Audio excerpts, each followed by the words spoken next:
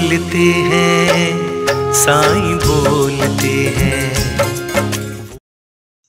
ಯಾವಾಗ ನಿನ್ನ ಮನೆಯಲ್ಲಿ ನಿನ್ನ ಮನದ ವಿರುದ್ಧ ನಡೆಯುತ್ತದೆಯೋ ಆಗ ನೀನು ನಿನ್ನವರ ಬಗ್ಗೆ ಯೋಚಿಸಲು ತೊಡಗುತ್ತೀಯ, ಅವರನ್ನು ಅಳತೆ ಮಾಡಲು ತೊಡಗುತ್ತೀಯ.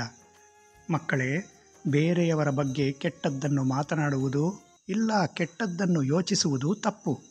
ಹೀಗೆ ಮಾಡಿದರೆ ನೀನು ನಿನ್ನ ಕರ್ಮಗಳನ್ನು ಹಾಳು ಮಾಡಿಕೊಳ್ಳುತ್ತಿದ್ದೀಯ ಮತ್ತು ನಿನ್ನ ಪರಿವಾರದ ಸಂಬಂಧಗಳಲ್ಲಿ ತೊಂದರೆ ಕಾಣಬರುತ್ತದೆ. ಯಾರು ಬೇರೆಯವರ ಜೀವನದಲ್ಲಿ ಉತ್ಸಾಹದ ಕಿರಣವಾಗಿದ್ದಾರೋ ನನ್ನ ಅಂತಹ ಮಕ್ಕಳಲ್ಲಿ ನೀನೂ ಒಂದು. ಹಾಗಾಗಿ ನಿನ್ನ ಯೋಚನೆಗಳ ಮೇಲೆ ಕಡಿವಾಣ ಇಡು.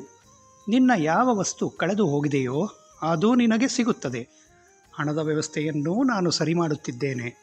ನಿಸ್ವಾರ್ಥ ಭಾವನೆಯಿಂದ ನೀನು ಅನ್ನದಾನ ಮಾಡು, ಸಮಸ್ಯೆಗಳು ಪರಿಹಾರವಾಗುತ್ತದೆ.